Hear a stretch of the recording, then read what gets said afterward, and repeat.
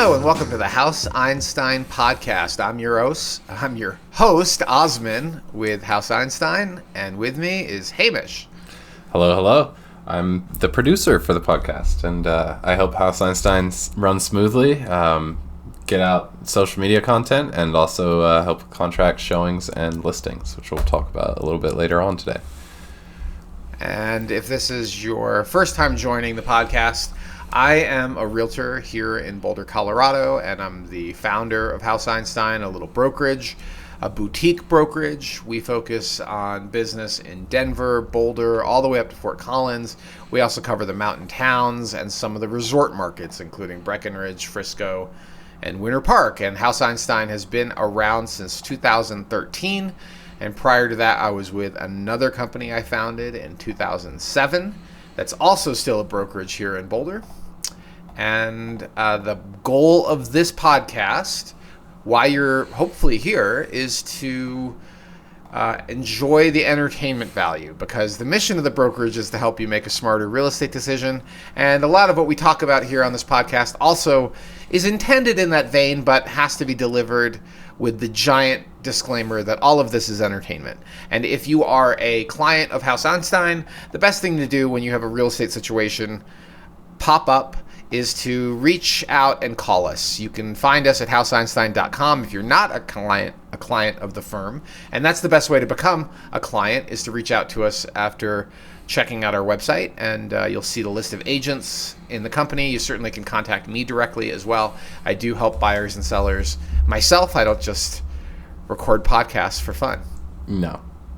We walk the walk as well. So good stuff. Well, we are in, I wouldn't call it a time crunch, but this is going to be a slightly shorter pod than the usual today. I think we should jump right into it, and we'll address why also a little bit later on in the pod. Okay. We'll set that intention. I don't know if we'll actually end up shorter, but we will set that intention. I'm fingers crossed. We're going to be talking about market conditions. We're going to be talking about some activity with House Einstein that has caused this podcast potentially to be shortened.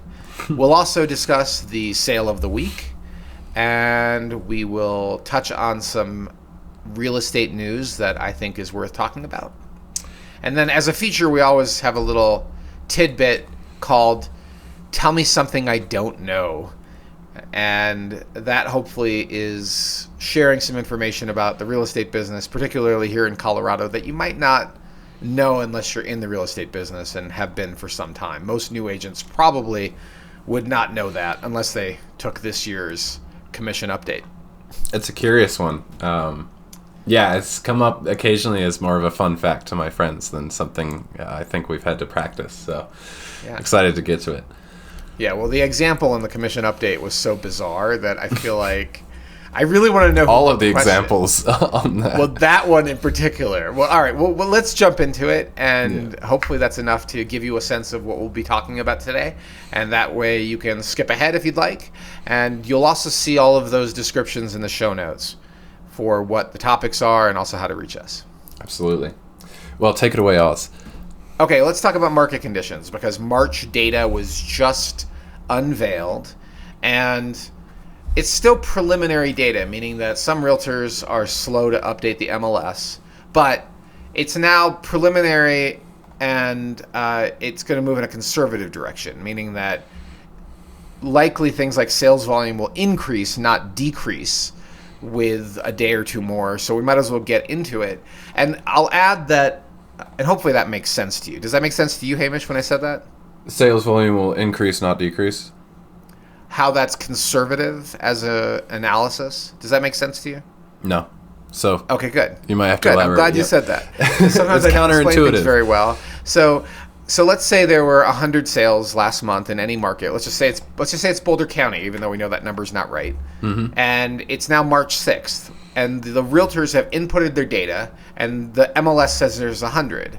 Well, likely that number is going to move up, not down. Gotcha. Because new agents are going to add to the data. So when we say there was 100 sales in March, in February, today is March 6th. When we say that there were 100 sales in February, there's a chance there's going to be 102 or 103, because the odds of somebody inputting a sale and then pulling it back out are not that likely, but the odds of them being stragglers because they're off spending their commission dollars, at the casino, that's much higher than.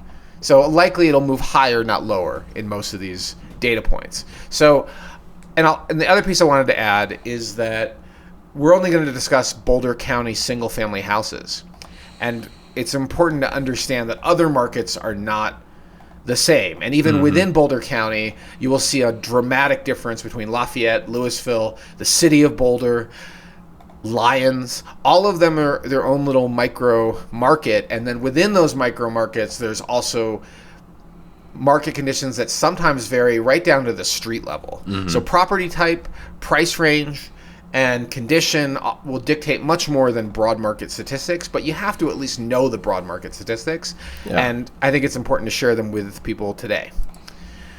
Well, Okay. Without further ado, let's get into it. Hamish really wants to keep this under an hour. Okay. Single-family sales volume in Boulder County in February, up 67% year over year. Keep in mind that February is not a high-volume month, so it's relatively easy for the market to have large percentage increases, but that's a big one, 67% increase. Inventory in February was up 21%, pending sales were up 23%, and new listings hitting the market, brand new listings up 27%. Now keep in mind, brand new means there are occasionally, especially this time of year, refresh listings that sneak under the radar. Sometimes the MLS does not accurately reflect what's new and what's a refresh listing. They're getting better and they're getting smarter, but I don't think our MLS is AI powered yet. And so it's just matching up databases, data fields, and if there's a slight difference, sometimes you'll see stale listings show up as new listings. So, which is why by the way, it's really important before you write an offer to make sure that you understand whether this is truly a new listing or has this listing been on the market all of last year, overpriced, sitting there. And so when you are sitting in the war room with your agent, hopefully a House Einstein agent, but let's say you're sitting in the war room, right, thinking about the negotiation strategy you're going to pursue with your agent, not the House, well, whether you're a House Einstein agent or not, you should be asking about the full listing history of that property. And the best way to do that is to actually put in the address and do a manual search. Maybe do a neighborhood manual search and look for expired listings. It's very easy to miss that little data point. Yeah. You want the full story before you're going in, pricing wise, timing wise, everything like that. You want as much information as you can.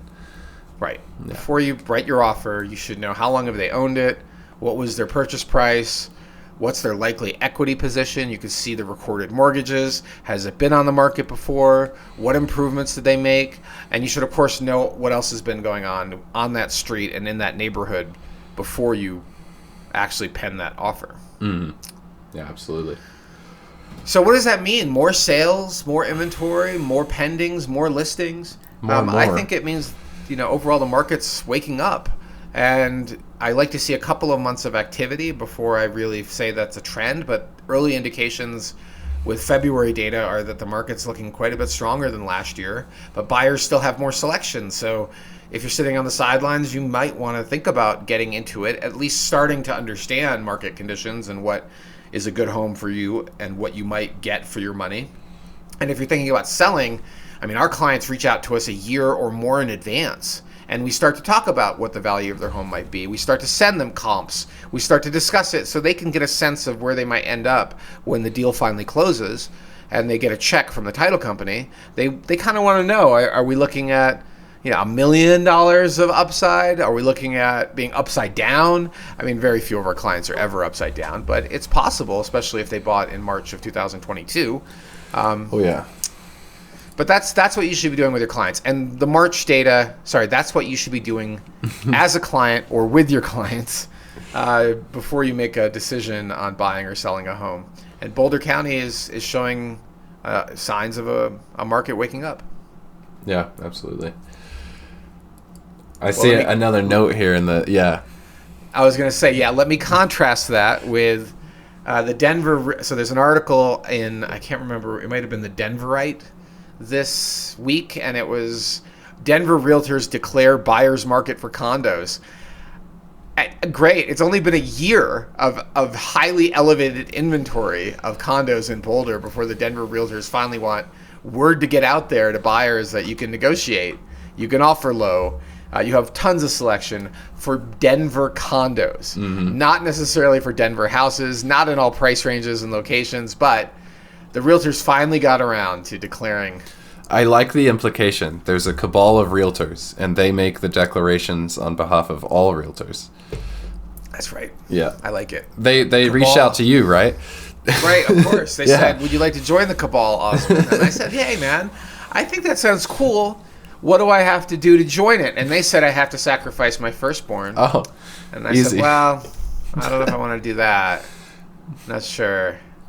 I thought they said you're already in. We don't care if you want to come in. You're already in. You're in the you made cabal, it. whether you like it or not. That's right. All right, I think that's sort of a nice teaser for market conditions. But if you are a client and you want to know what's going on in your neighborhood, you're thinking about selling this year or next year, or you're thinking about relocating here and buying, just contact us. I mean, that's our job. It takes 15 minutes. We'll do it live on a video call so you can see what we're seeing, and you'll get accurate information about what's happening in your specific real estate situation. Absolutely.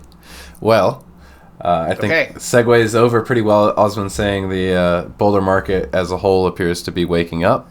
You know, not saying that 100% before the facts are in, but I can at least account for one new piece of inventory that will be making it onto the market. In fact, before this podcast reaches or becomes published, if we're on schedule. So by the time I think we should be live tomorrow, Hamish. Yeah, I think we will be. And so by the time you hear this podcast, this should be an active listing. But even if this was a live studio broadcast to the world, we plan to go live tomorrow. So once you start marketing a home here in Colorado as a licensed real estate professional, you have 24 hours to get it on the MLS. Otherwise, it's a violation. I don't know what they do to you. Talking about it publicly, that is. Yeah, marketing it publicly, which this is what we're doing. So we have actually we have three new listings coming on, all of which should hit the market this month. It's possible one will be the first week of April, but I think all three will hit this month. And we can officially declare the first one with the address and the details. So go ahead, Hamish, tell us about it. Well, I've been at this house probably 4 times in the past 4 days. It's 817 Racket Lane in Boulder. I'd almost call it like Lower Arapahoe Ridge, Lower East, Southeast. It's just Maybe? east of Arapahoe Ridge. Yeah. It's in a... I don't know if I would... Yeah, go ahead. Yeah, it's in a super tiny, quiet neighborhood.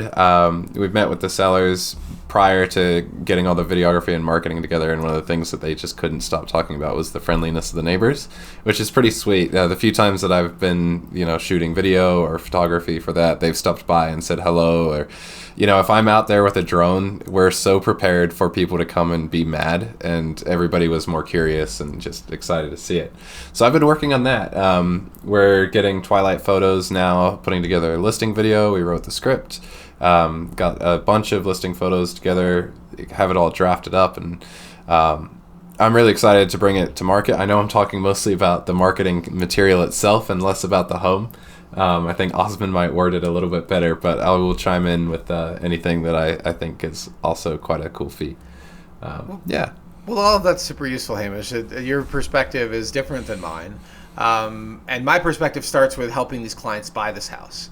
And we had looked for quite a while, and we actually sold their other property. So we helped them. This is deal 1, 2, 3. This is deal 4 for these clients. And they're lovely people. They're scientists. And the home checked so many boxes for their family needs. It's in a quieter part of town. It's a newer home past the 1970s where lead-based paint was an issue. It doesn't have a giant yard that they have to maintain. The exterior landscaping is part of the common areas. And it's a super friendly, safe neighborhood, but they could hop on a bicycle, which they are very much bicycle commuter people, and get to see you within 10 minutes, 15 minutes. I mean, it's so easy to get around Boulder in general, but this part of town is just very nice, very affordable relative to other parts of town. It's a lot of house. It's a functional home with most of the bedrooms on the upper level. It's not a giant house, but the basement features basically an au pair apartment. It has a space for a living area. It's got a bedroom. It's got a kitchen prep area. It's got laundry down there. Of course, a full bath. And all of that makes it really livable for family visiting or an au pair. Oh, and a previous owner put in a private entrance to that basement, of course, with a permit, and that makes it even more livable. You can access that from the garage or I think, is there stairs to the outside? Mm-mm. No, but you can go through the garage and go directly down into the apartment without having to be in the main part of the house, which is, excuse me, there is a side entrance to the garage that then goes down into those steps. So all of these fantastic features. One of the nicest things about relisting a home that we helped a buyer purchase is that if it's a home that I liked when we bought it, I mean, at first I don't want. Almost all of my conversations with potential sellers begin with, "Are you sure you really want to sell your Boulder home? Like, this is an amazing asset. We're in one of the safest markets in the country." But when I helped them buy it and we went through that buy process, I know this is a great house. So I'm super excited to bring it to market. They decided that's what they want to do. It also has solar panels that are Tesla solar panels, one of 2 Tesla roofs. The other one does not have the roof. It just has the pan. This one has the panels, not the roof. Right. The other one has a full-on Tesla roof. The other listing. Both of them have heat pumps, right? And this heat pump is huge in this house. They did not take out the furnace, so it still is there, but they don't need it anymore. A future owner could potentially decommission the furnace entirely, but heat pumps heat and cool, are incredibly energy efficient. They're expensive to put in, so all of these things with a very functional floor plan, it's just a great listing. So I'm super excited to bring 817 Racket Lane to market. Yeah. If you do find yourself going to check it out, the hardwood floors are super cool. There's some really neat details within them, and I don't necessarily know how much this is marketed, but the windows and doors in that house all operated so nicely when I was when I was taking all the videos and stuff. Like, everything was smooth, worked out. So earlier this week, I went with one of our contractors to check out a flip. I won't mention the address because this is an active listing. It's not very far from this house, and it's like lipstick on a pig compared to how nice this house is. Yes, the flip has the color scheme, and it looks very hip, and it's got light fixtures that are brand new, and it just looks like... It's got that contemporary flair. Yeah, a little more modern feeling, but it's all like poorly executed. There's so many signs of lack of attention to detail, and that's what you get with a flip, is somebody who's profit-minded. This home, all of the improvements were put in by people that cared about the house. And that inlaid wood floor with the patterns inside, that somebody put a lot of time, attention, and love into this home. And I know the current owners also put tons of time and attention. You don't invest in these giant and very expensive heat pumps if you weren't planning to just stay in the home for a long time. And they care about energy consumption, and this home now has such a light energy footprint. That's right. And I mean, we could go on. There's, as far as selling points, like, we do these little feature signs. They're a laminated, card stock with just little bonuses for the buyers to check out when they're coming through the house. And I think I had 25 maybe that I put together, and that wasn't even like the half of it. So we could list off 1,000 times. But it's a really cool house, and I'm so stoked that we were putting it together and bringing it to market.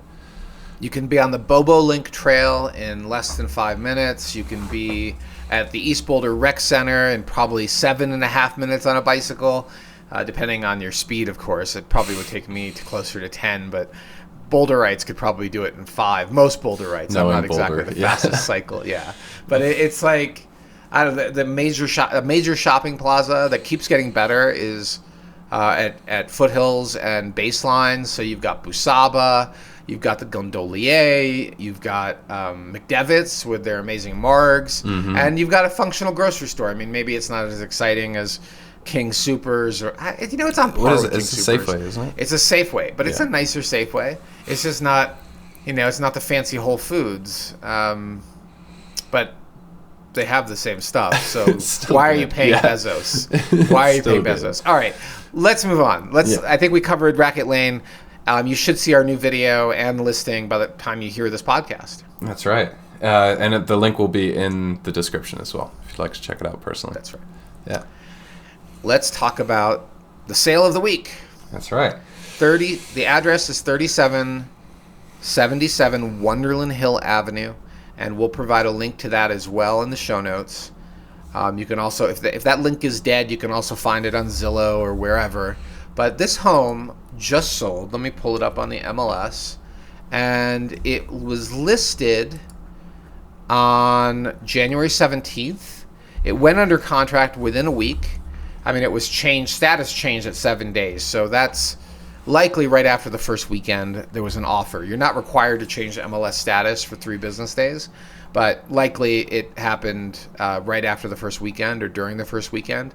And then after another 7 days, which is probably when it went through the inspection period, it switched from active backup to pending.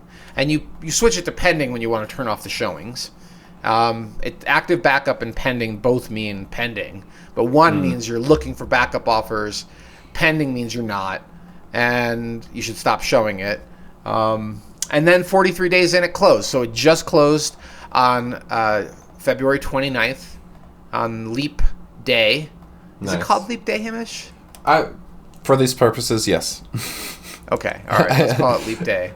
Sure. So the home was listed at 2.5. I'm sorry, 2.3. 2,295,000, and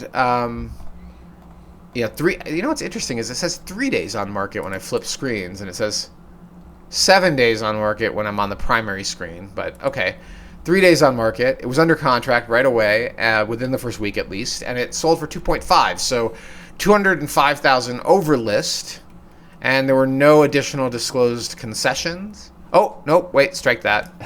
There was a $2,800 concession for something or other that the seller paid. Yeah, I mean, not bad. $2,800 when you're getting 200,000 over list. I think that's a good deal. It says closing costs paid by seller. You usually write that when you don't want to write the word inspection concession because you don't want the lender to know.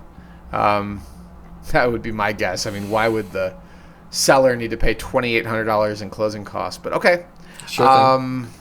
Sure. Yeah. Sure. A conventional fixed rate mortgage, and of course realtors from 2 different offices, normal 2.8 commission deal, and so let's talk about the location. Why did this property get a bidding war for 205,000 over list? What are your guesses, Hamish? Let me hear what your ideas are. Well, you kind of gave it away. You said location, right? I'm not.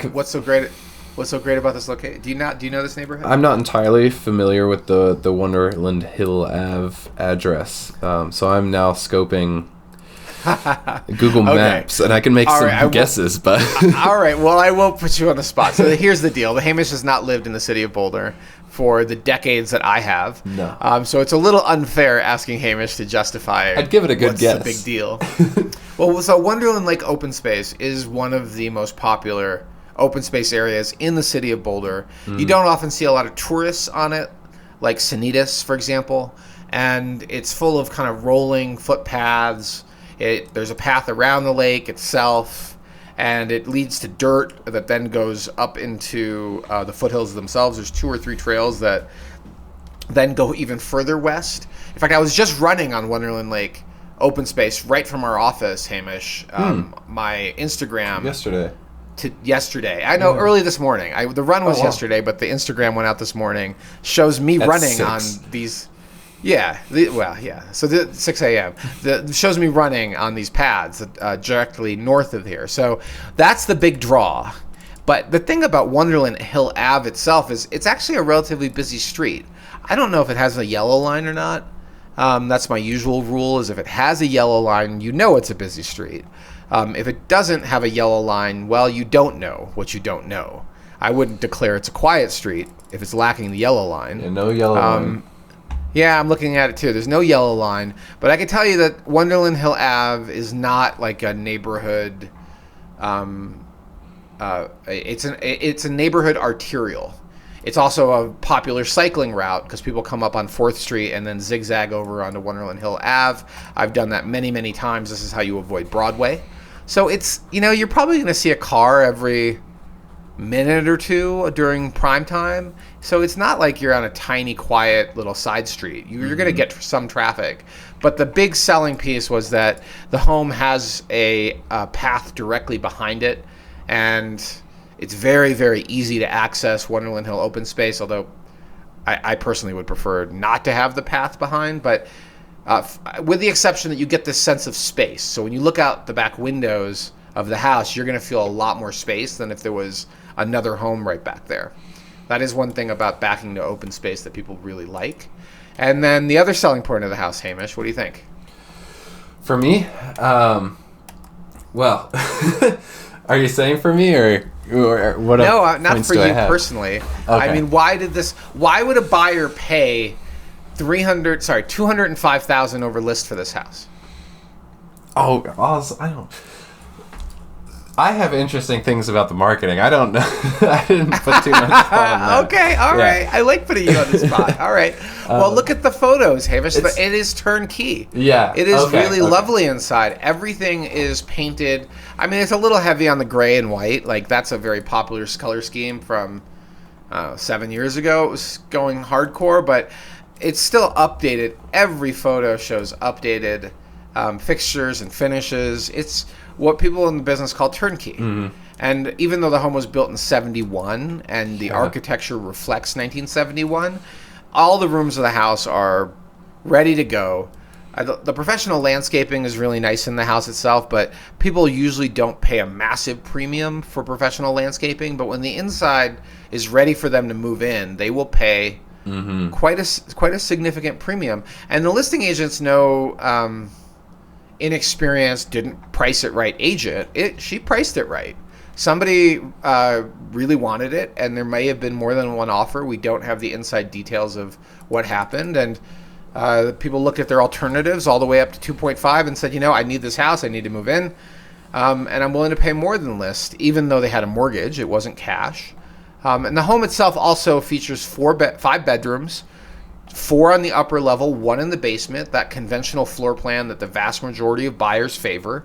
It has a 2-car attached garage, which most people that spend $2.5 million are going to kind of want their car in the garage. Yep. Although mostly these garages end up being gear lockers in Boulder, by the way. Yeah. Bicycle storage and skis and camping and toy rooms. It also is on a big lot. So it's on a 10,600 square foot lot, which is significantly larger than most lots in the city of Boulder. So, and of course, the location is west of Broadway and Wonderland Lake and all of the rest of that stuff. So, it's a pretty nice sale for the listing agent and for the sellers themselves, because they only paid $1.2 for the house, $1,225,000 in 2017. Yeah. And if you go back and look at those photos from 2017, and I think. Can we provide a link to the old photos in the show notes? I think we can. If you can provide it to me, I can provide it to the people. I will email it to you, Hamish, and then you can provide it to the people. We'll do that. We'll just do that live right now because it takes no time. Easy. So we'll put links to both the old and the new. Look at the old photos, and you can really see what they invested in. After buying the house, they basically every room was touched, every aspect of the interior. The kitchens and baths. They got rid of things that just looked really dated. Mm-hmm. Some rooms they just painted because they didn't want to strip out the wood paneling.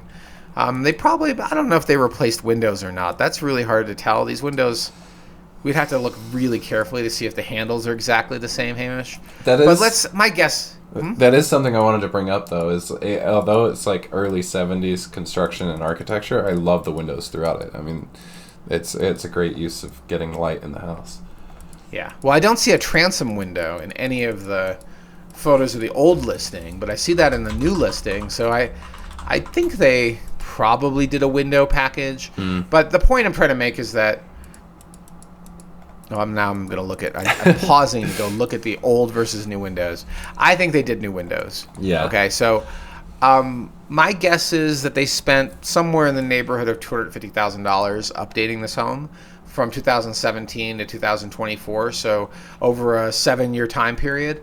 But even if they add another 100, they spent $350 updating this home. They also got to enjoy that for the 5 years they had the house, and then they, with a purchase price of 1.2, if they spent $300, they're at 1.5 Well, there's still $1 million over that on the sale price. So not bad for living in Boulder, getting $1 million and living in a nicely updated home. Not bad at all. I think that's a nice win for the owners, and of course a nice win for the listing agent who also represented the sellers when they bought the house in 2017.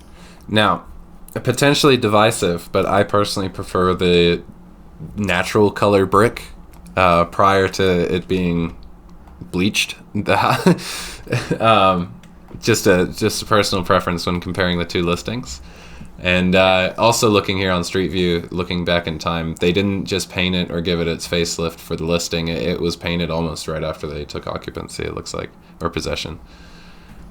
Oh, based on like the Google Map photo? Mm-hmm, yeah. Yeah, so that's the smart move is you buy the house and you spend the first 6 months with contractors tearing it apart and updating it, because living in a home that's under construction sucks. Mm-hmm. That's no fun. And they ended up selling it at $800 a square, which, I mean, I could see the argument with the buy side. $810 a square foot. It's a small home. But it has adequate numbers of bedrooms and baths. It has that 2-car garage, and most importantly, it's backing to the open space trails with a big lot. Mm-hmm. So that's, for $810 a square foot, I can get my head around it. It doesn't feel like an egregious burning of cash. I think they did a good job, even paying 2.5. I don't think they overpaid, and in fact, I think the right answer is to pay more for the right house in the right location than try to get a really good discount on the wrong house that's been overpriced. In this case, I think the listing agent priced it right, and they still got value even at $200,000 over list because of this location. House. I think I've said good location. Good I think house. I've said 300 over list a couple times. It's 200 over list, and I think it makes sense, right? And given that the odds of an equivalent house hitting the market in Wonderland Hill are about 0. Mm-hmm. And that's the other thing we do with our buyers is we will go through and look, okay, what else sold in the last 12 months that you might have bought that fit your needs, that are within your budget, that have this location, and the odds of this kind of thing popping up again, well, having popped up in the last 12 months, maybe 1, maybe very slim. So yeah. Props to the buyer for jumping on it when they did. I think it's okay. I mean, I hope they feel good about it. I don't think that they're suckers that grossly overpaid for a dog pile. I think they a dump, as they say, or whatever you want to say is a derogatory term. I don't think that's worth paying more for the right house. It's not worth negotiating an amazing deal on the wrong house because you still got the wrong house. Mm-hmm. Okay. Well, I'd like to bring up a theory that I'm working on. Perhaps not a theory, but a theme I'm noticing. We have the Pantone color of the year, which is peach fuzz. I'd like to introduce the plant of the year, perhaps the plant of the half decade, the fig tree. There are 3 in this house, and almost every high-end house that I see now has to have a fig tree. It's just like part of what people want. A fig tree, outside? No, let me find a picture number for you. They've got a really big one and then 2 little potted ones. Okay, it's it's one of the bedrooms, primary bedroom suite. Yep, 21. That's a fig tree? That's what that is? Yeah. And there was one house that we went and checked out in Newlands last year that had this gorgeous one, massive, and I wanted it so bad. But yeah, fig trees, they're the next hot thing, I think, or currently are the hot thing, but just nobody brings them up. For the house husbands and housewives that have everything, clearly a fig tree. Yeah, gotta have it. For the Boulder house husbands and housewives that have everything, the cool item is a fig tree. You heard it here first. That's my call. And then another note is I don't necessarily know, considering that they had they purchased the home in 2017. I think they were on their stuff and they planned for this sale this year, or they planned for this listing, considering there's pictures of the summer, there's pictures during winter, and they're all professional at the same time, which is it's nice to see. It shows a lot of intention and forethought before bringing the home to list. It's not a rush job, and they kind of knew what they were doing going ahead. Yep. I mean, sometimes we use the seller photos because they took some good photos, but they're never, don't take this personally, sellers, but they're almost never as good as pro photos. No. Unless you have if you're equipment, yeah.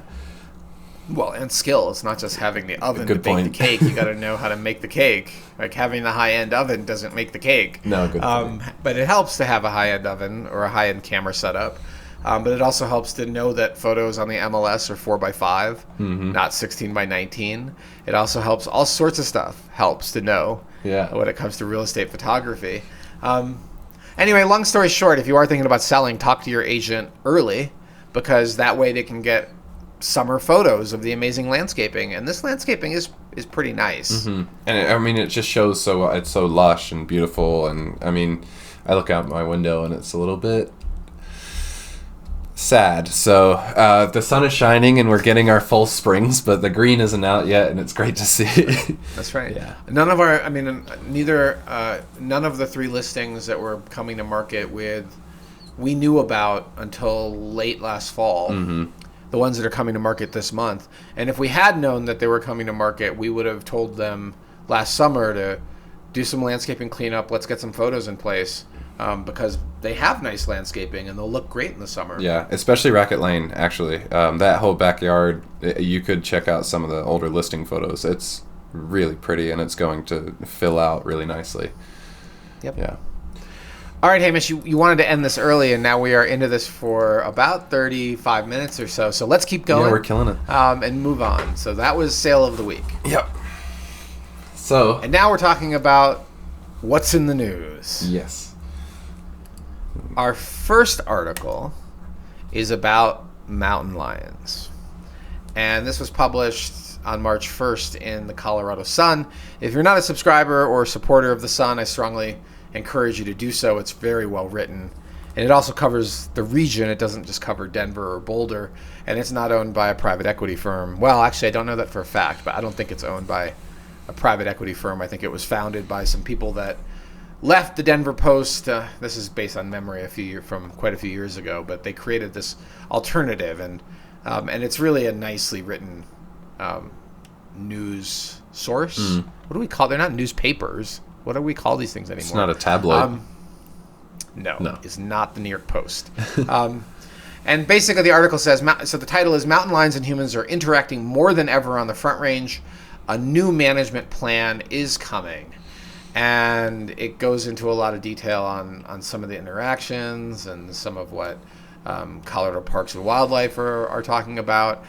And, it's I brought this article up because it actually...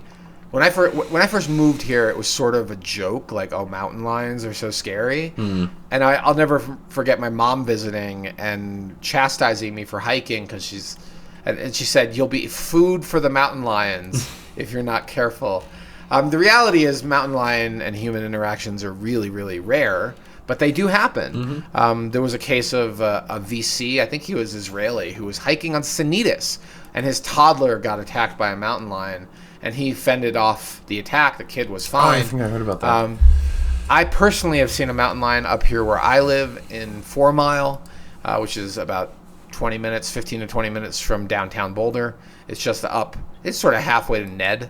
And people report mountain lion predation of their pets, their cats and dogs, frequently. So mountain lions are a real thing up here. But for the most part, they leave adult-sized humans alone.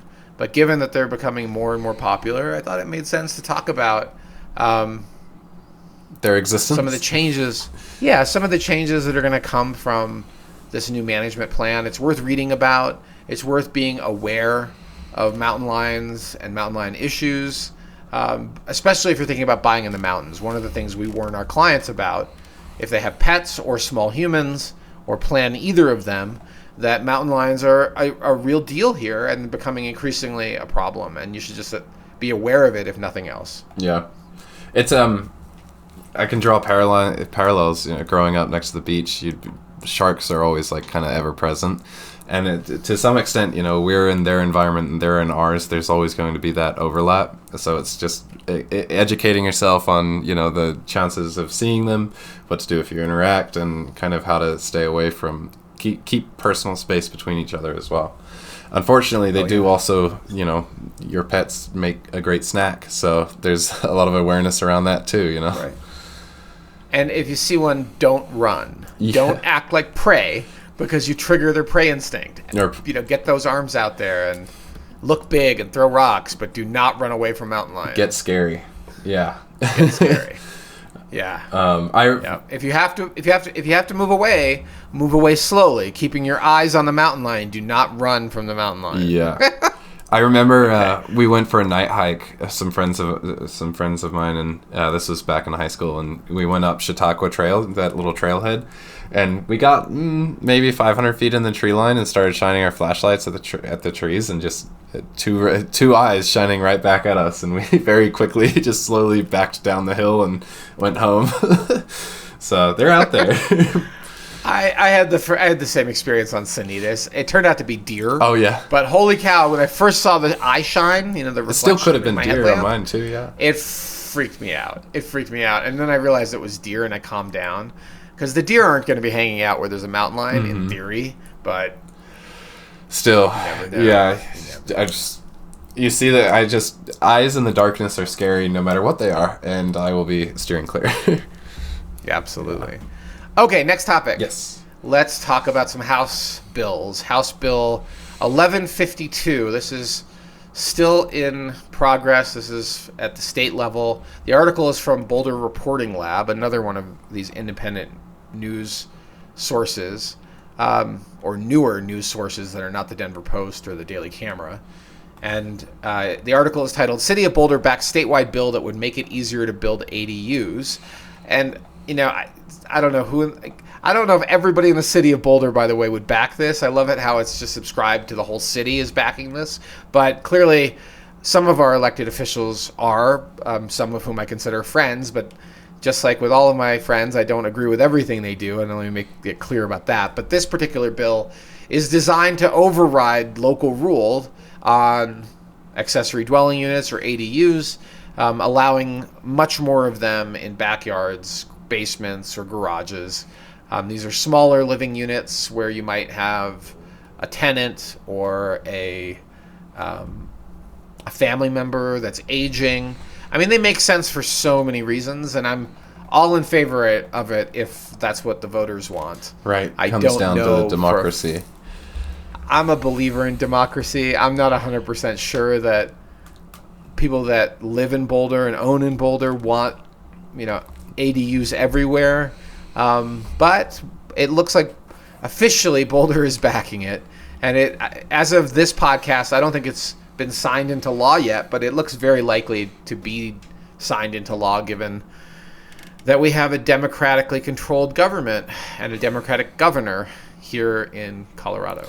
Yeah, one of the interesting, first paragraph, it would override, second paragraph. It would override rules mandating off-street parking or requiring the owner of the property to live on site for certain high-density modifications to the property. That's a tough one. Boulder has pretty rough parking as it is. I do kind of like how Pearl Street, their current solution for that, but I don't necessarily know you could implement that on the whole city. Though at the same time, a lot of these homes, if they were to throw in an ADU, Boulder is super bikeable. So that's my biggest concern, at least, is just added traffic and added lack of parking inaccessibility. And valid, and that's what a lot of the neighbors would say, is if you just create duplexes everywhere or ADUs everywhere, you're going to have a parking problem, and it's wishful thinking that all these people moving into town don't need parking spaces, although there are lots of people that live car-free in Boulder. It just sucks in the winter. It sucks in the winter. It sucks when you've got to haul a whole bunch of groceries, and it sucks when your bike gets stolen by some person that disassembles it for, in a chop shop. All of that is part of the sucky parts of bicycles. I love cycling, by the way. Everyone who knows me knows I have a lot of bicycles. I love bicycling. But the reality is most people will hop in their car before they hop in their bike. Right. But at the same time, what I guess I want to draw attention to is that for many, many decades, Boulder has had very restrictive zoning to prevent single-family neighborhoods from turning into cities, high-density cities. Mm-hmm. And the number of rules, Hamish, if you ever try to develop something in Boulder, the difficulty in doing so becomes very obvious quickly. Like, you need to if you want to put a garage behind your house because you want more parking, or you want a little carriage house set up back there, you need to have enough space between your edge of your house and the lot line to allow a full-size driveway to go in. You can't do a little narrow driveway. I think it has to be like 9 feet, and don't quote me on this, but a lot of Martin Acres houses, for example, are too close to the lot line by like 3 inches or 4 inches. And they don't give you an exception. And I have seen people literally take down the side of their house, pull it in a foot, and build it back up so they could have that space to put in a driveway that then goes to a garage in the back. And that's one of the reasons within these neighborhoods that homes that already have that 2-car garage or 1-car garage in the back of the house have a higher value than those that don't.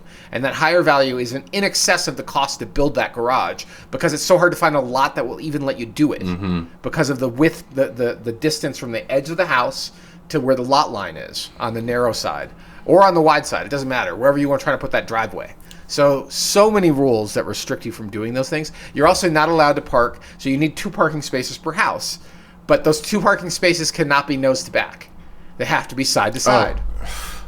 Okay. That's right. And guess what your garage is? Your garage is one of those 2 spaces. So your garage counts, but then you can't have... You can't have a single car in a driveway. You can't...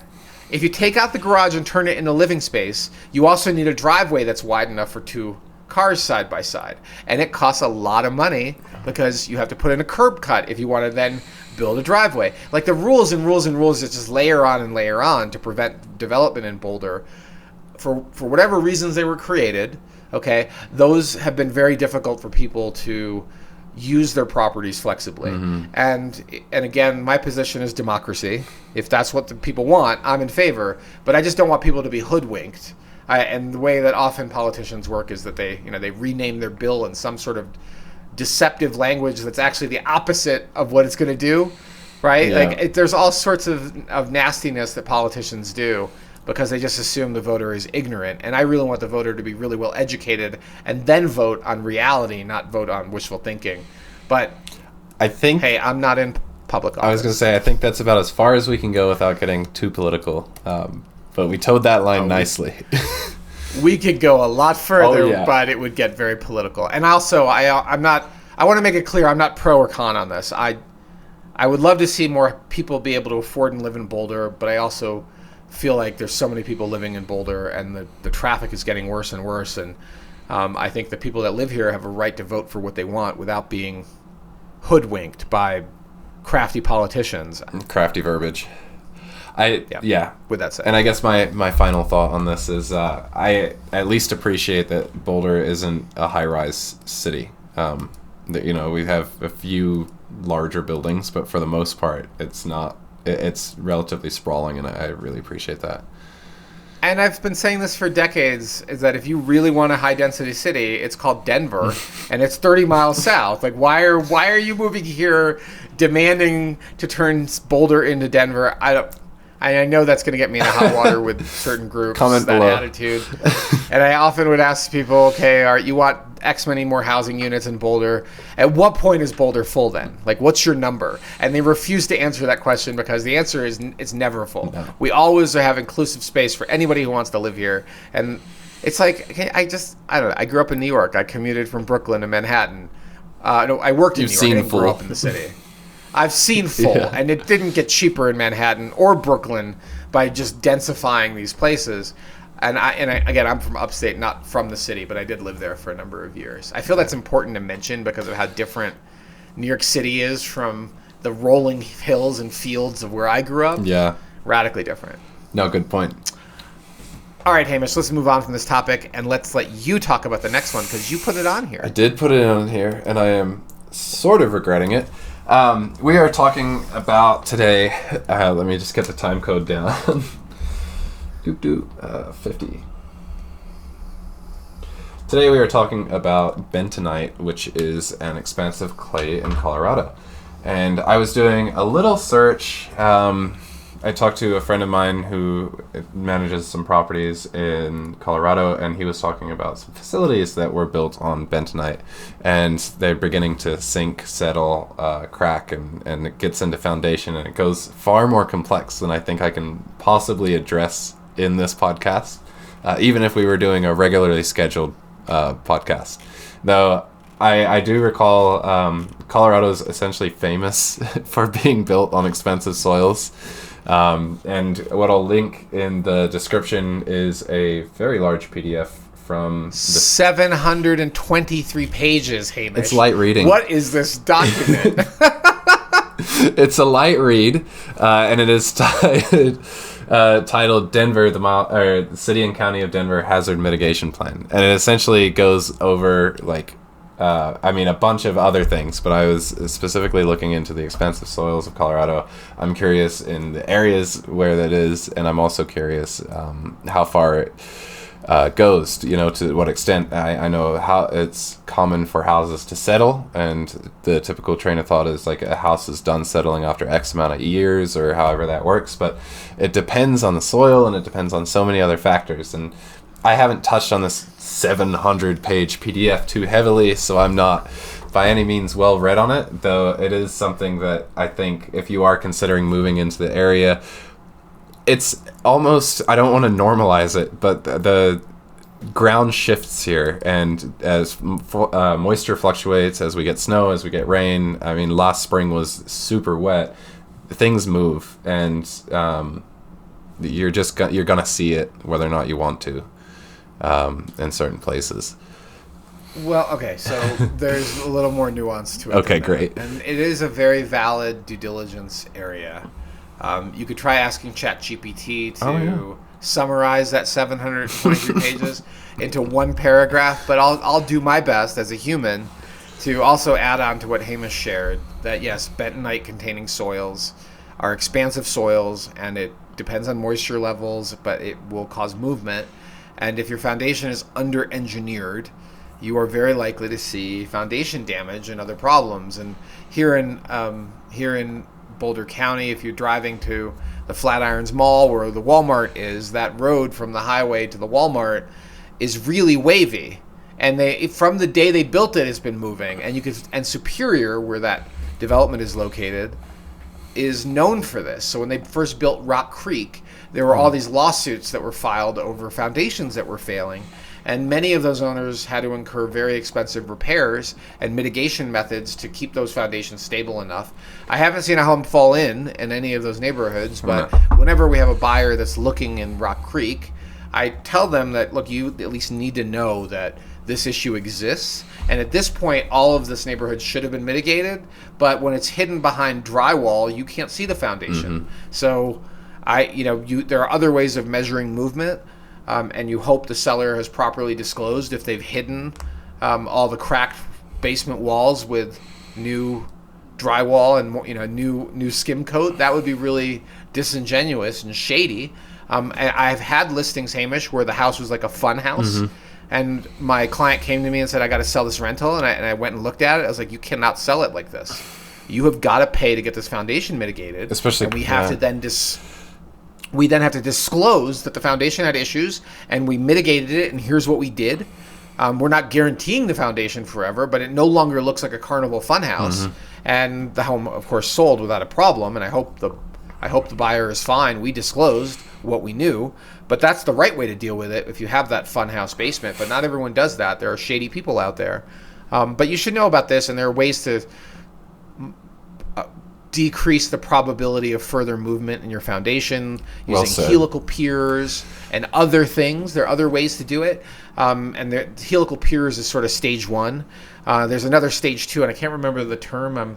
I didn't research this podcast. This was your item. But there's like a giant cornerstone piece that is then dropped into each corner of the foundation. It's another method. It's a more aggressive method than helical piers. I can't remember what it's called. I'm thinking like bracing, jacking, like...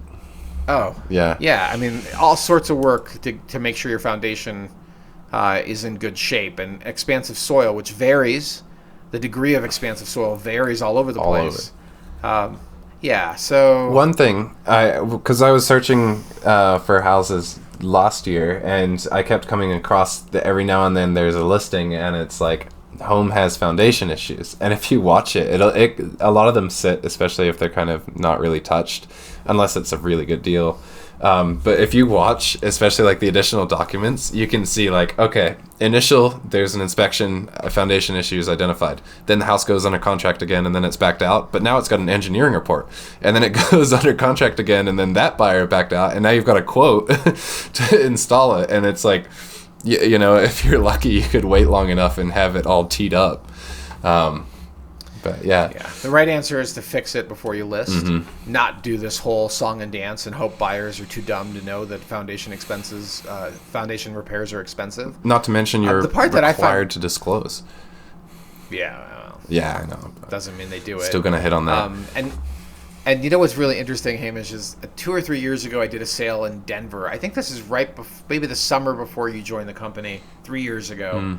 And Lauren, if you're listening, I'm talking about your house.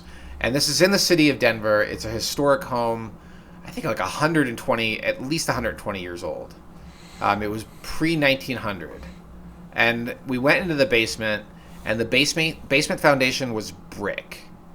Squared bricks, not the fieldstone you sometimes see here in Boulder. Wow. And it looked like original mortar with no movement.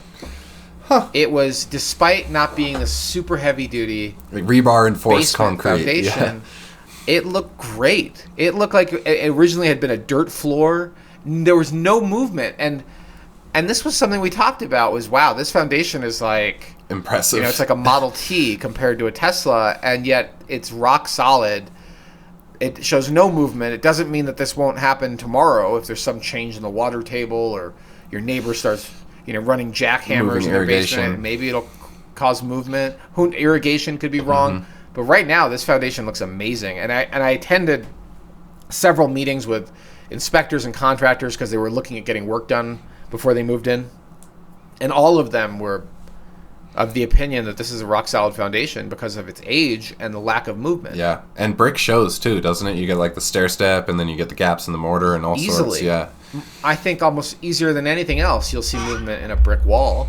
But yeah, that's a personal opinion, by the way. I got to caveat that because I don't know if that's entirely true, but that's just it's very easy to see it when there is movement in a brick wall. But I don't know if brick wall is stronger than rebar or concrete. We need an engineer to answer these questions. I don't really know the answer. But I just wanted to raise that if you're out of state listening and thinking about moving in, it is a thing, and I don't think it's a thing exclusive to Colorado, but we do have it here, and it does happen. Yeah. All right, next topic. Yep, hit it. Ready? Go for it. Florida real estate. Right now, there's a number of articles running around on Twitter, on X, and other places talking about the massive increase in distressed listings, the number of listings hitting the market in places like Tampa, and is it a canary in the coal mine for real estate in general? I'm not going to give you a specific link to an article, but you can find these articles on X. The one that caught my eye was a chart showing it was a map just showing a sea of listings hitting the market with the word motivated seller, I think is what they were looking for. And I know people have been sitting on the sidelines hoping that Boulder real estate sees a major correction. But it ain't. We're not Florida, people. Like, Florida is its own zoo of overbuilding, oversupply, and then ups and downs. It's had bubbles for the last 100+ years. There have been giant bubbles of real estate that collapse in places in Florida. That Colorado does not behave that way in general, although there are certain pockets. And we were more ups and downs prior to the year 2000 when we were much more closely tied to oil and gas as a state. Now our economy here is much more diversified, and it's closely tied to employment. And because of the difficulty building here, unlike Florida, and the limited labor supply, we don't see that sort of ups and downs to that degree. We do see volatility, like the post-bubble 2006 to 2009 period. Prices dropped significantly.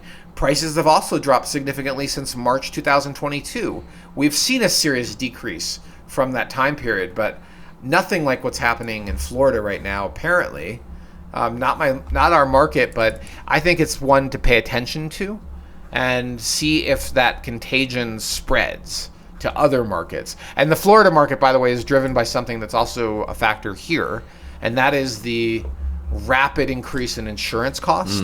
or complete lack of insurability of some mountain homes because of wildfire risk. For Florida, it's probably closer related to climate change risk, but it's happening far faster than I think even our most skeptical clients have suggested that you're going to start seeing climate change be a driver for real estate. Yeah, I've been watching a few YouTube videos. That's where everybody gets their best education, so I'm not going to bring up any opinions off of that, but it's scary, definitely. That's where Well, it's scary. There's a risk. Life is full of risks, and I think the right thing to do is understand the risk, the upside and the downside risks of various scenarios, and plan accordingly. Here in Boulder, the vast majority of higher-end buyers are not impacted by mortgage rates at all. They're moving capital from the stock market into real estate. They're selling one house somewhere and buying another house here, and it's all cash. The mid end of the market, the entry level of the market, is more sensitive to rates, but the upper end is not. So the rate environment that is finally causing the dam to burst, apparently, in Florida, and the insurability issue is not the same stuff that's happening here in Boulder, at least not to the same extent. Yeah. Denver condos, though, are a buyer's market. We just declared. So maybe the contagion did spread to Denver condos. Yeah, interesting. Yeah, there's a lot of different variables. There are some similarities. Watch it. Yeah. One to watch, and the best indications of how the market's doing are supply and demand. How quickly are things selling? How much selection do you have? And how does that inventory compare today to like what the inventory was in 06 and 07? Bubble markets are, two indicators for bubble markets are high volume of transactions and high supply side. Those two things are red flashing lights in your dashboard of a potential bubble. Neither of those things are very evident here in Boulder. People aren't flipping contracts, not to any great extent anyway. It's super rare. And there isn't tons of inventory, even though inventory is up. So we'll see. Yeah. Okay. All right. Shall we talk about our last honorable mention news item? Yeah, the honorable mention. We're not going to go too far into this because we are happy to help clients of any political persuasion, of any religious persuasion, any gender identity, any race. These are not how we choose our clients. We are more than happy to help you, and our goal is to help you make a smart decision. And we are inclusive, radically inclusive as a company. I want to make that clear. But sometimes you can't help but comment about some news, and this week was Super Tuesday. And as everyone expected, well, we have two major presidential candidates. Big surprise. And there's no surprises. Yeah, so no surprises. But the anger is growing on both sides. Should we reenact what I did before we hopped on this podcast? Where I was like, I've got my ballot right here. Oh, shoot. Oh, yeah. Hamish is like, I got to get my vote in. I'm like, it's too late. One day. Are you sure in Westminster here? And no, you missed your vote. Sorry, Hamish. Bad citizen. But the outcome was the outcome, and I am the least bit surprised, but still is disheartened. It's Lucy, teeing up the football. It's the Who song "Won't Get Fooled Again," which I posted on my Twitter. Just because there's part of me that feels so saddened by the state of our democracy, the quality of the candidates we have, and how disappointing it is on both sides. And as a registered independent, I can point out the hypocrisy of both sides, and I don't feel like I'm hurting my team because I don't have a team other than I'm Team America. I'm Team Boulder. Yeah. I'm not Team Democrat or Republican. And I don't identify as liberal or conservative either. I think those are, frankly, BS labels that are used to what's the term like? Divide people into pockets. Yeah, exactly. Those don't always apply. Like, I'm probably the incredibly socially liberal. I don't care who you're married to, how many people you're married to, what religion you are, but I really care about how my tax money is being spent, and it drives me crazy. God, I mean, we all should. But yeah. I think that's an honorable mention. I'll take some criticism in the comments for being a bad citizen. I'm that's sure. Fine. You might. Yeah. I'll add one more thing. It's not that I don't care. I just hope that people are happy with their partnership choices, with their spirituality choices, with all the things that, they have a fulfilling life with the families they create. I don't need to, take a side other than that. I'm for everyone being happy and fulfilled. It's 2024, baby. It's 2024. All Yeah, right. you want to be conservative? Good for you. Just don't tell me what to do. Yeah. Okay. Tell me something I don't know. Let's move on before we get into political hot water. Yeah. All right, so this is our segment where we talk about something in real estate that you probably don't know about the business, unless you happen to have worked in the business for a while, or in this case, having taken the 2024 Colorado Real Estate Commission update, which is a required course for real estate agents. Every year you have to take this update. And I knew this topic had existed prior to the update, but I was really interested in how the commission took it up. Mm-hmm. And basically, here's the deal. Realtors, real estate agents are required to disclose preemptively any material defects known to them about the property. Material's the key word. Right, that's, actual defects they know about. Now, interestingly, there have been court cases recently, and I don't have these in front of me, that say that if the problem was addressed, it doesn't have to be disclosed. Now, here in Colorado, meaning if they fixed it, if there was a mold issue, it's been fixed, do you have to disclose it? There are some court cases out there that say you don't. But here in Colorado, in our seller's property disclosure, there are certain fields that say, has this problem ever existed? And when the seller refuses to provide this document to you, you should be really careful as a buyer, because often they know things that they don't want you to know. And it doesn't matter that it was a rental property. Rental properties, they should know more and have records because they're property managers. Yeah, all sorts. They have a ledger. So, what is this immaterial defect? Immaterial feature? So psychological defects are not required to disclose. And even further, listing agents are discouraged from disclosing these because they could affect the marketability of their sellers' properties. And that's the part I was really shocked by in the commission update, that not only did they make it clear that psychological stigma does not have to be disclosed because it's not material to the property itself, even though it clearly affects value, but listing agents should not disclose this to the buy side. And then they use this bizarre example. Do you remember the example, Hamish, of the dead hamster? Oh, that was what it was. So a hamster dies, and the seller shoves the remains into a crack in the foundation and then puts a poster over it, which is the craziest example I've ever heard. Like, is it the ashen remains, like the hamster was cremated, or are we talking about a rotting hamster shoved into a crack? How big is this crack? Like, all of this, my brain just spiraled into 1,000 questions. We got distracted when that, distracting and now the property is haunted by the hamster. Is that what we're talking about? I think they chose this because it's less triggering to most people than a murder-suicide, which there have been here in Boulder, and the homes that have... I happen to know the actual one of the two people that was involved in the murder-suicide, the actual person who pulled the trigger. It's a long time ago. This is a home in the Baseline neighborhood. It's a tragic story, and there is zero knowledge in the listing material about what happened in this house, but the whole neighborhood knew what happened in the house. And there are lots of people that would feel very uncomfortable purchasing a home where somebody had been murdered inside. Some sort of traumatic event, and right? People die all the time, but something like that, I can tell you my wife would say, hell no, we're not buying that house. I don't care how good of a deal it is. My roommates too. They think there's a ghost here. There might be. And when so, you look for one. Okay, right. And maybe it's a friendly ghost, like Casper, but I'm not here to tell people their spiritual beliefs, and I have spiritual beliefs too, and I certainly have felt energy in houses that felt dark. And we used to offer shamanic blessings, Hamish, as a closing gift. Fun. For clients if they wanted it, to cleanse the home. I mean, how very Boulder. But maybe it's just cleansing my brain, but I will tell you, I felt a difference in homes before and after. Yeah.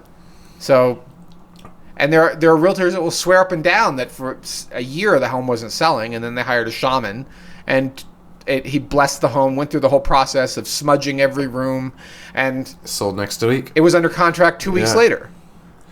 So, it's one of these, I'm a math and science guy, and yet I allow this to exist in a part of my brain that says, okay, there's a lot more going on than I understand in the world, and if it works, it works. Yeah. But what this means for you as a buyer is that you should talk to the neighbors before your inspection period expires. And even though this might not qualify as an inspection item, you could potentially, and I'm not telling you, hold on, this is entertainment. Yeah, nice. I am not telling you to act in bad faith, okay? Yeah. But maybe you discover some other things about the house that physically are not acceptable to you after you happen to have discovered that there was a murder-suicide. I don't know. Check the right box and talk to your agent if you discover a psychological stigma you can't deal with. But you should do that due diligence before your inspection period expires. Frankly, you should do it before you write the offer, but let's be practical. If the neighbor tells you on day 5 of the contract period that, everyone that, something it's the Amityville house, yeah. and every time you walk in, there are voices that say, get out, and the previous owner committed not just 1 murder-suicide, but 5, and there's a reason this home is so cheap, and oh boy, are you in trouble, you might decide that this isn't the right house for you based on some other factors. Yeah. Okay? And or also, you might just walk away from your earnest money and default. I'm not giving you legal advice. Do what you want. And now you know, too, that that agents in general from the commission are discouraged to even really talk about this or shed any light on it. So if it matters to you... Your agent is not required to tell you about psychological stigma. Mm-hmm. So that's your mission. I will tell you that if you are my client on the buy side, I will tell you about psychological stigma of the house. And if I'm on the listing side, I'm going to be uncomfortable and we'll be discussing negotiations by email because I'm a bad fit. I don't want to be put in that position. Yeah. But because I feel like people have a right to know. But I also represent the seller and will do what the law says and represent their best interest. But there's an internal part that sucks. It's like representing a murderer that did the murder. Oh, dude. Good thing we're not in law. Yeah. Right. Yeah. How do those people sleep at night? But they do because they believe in the law. Yeah. Believe in something. All right. Okay. We've talked about dead people, and we've talked about murder-suicides, and we've talked about dead hamsters shoved into cracks in the wall. And I want to know who wrote that question and came up with that example in the forums committee for the real estate committee, the Colorado Real Estate Division. I want to know who did that because that's quite the creative example. Yeah. Yeah, well, we've covered a bunch of topics today. Brief touch on the market conditions. Talked about 817 Racket Lane. Highly encourage you to check that out. That's in the description. Went over sale of the week. Very pretty home in a prime location. And took a look at the news. If you have any questions for us or would like us to represent you in Boulder County, surrounding areas, Front Range, all the way up to certain luxury mountain areas, go ahead and reach out. Osman's contact information is in the description below as well. And also check us out on all of the other socials. We're House Einstein wherever we could be. Yeah. I appreciate that, Hamish, and I'll add that you can subscribe to our newsletter. It comes out once a month. You can like and subscribe to this podcast. You can tell your friends, check out this podcast. You can share it. We really appreciate all the feedback we get.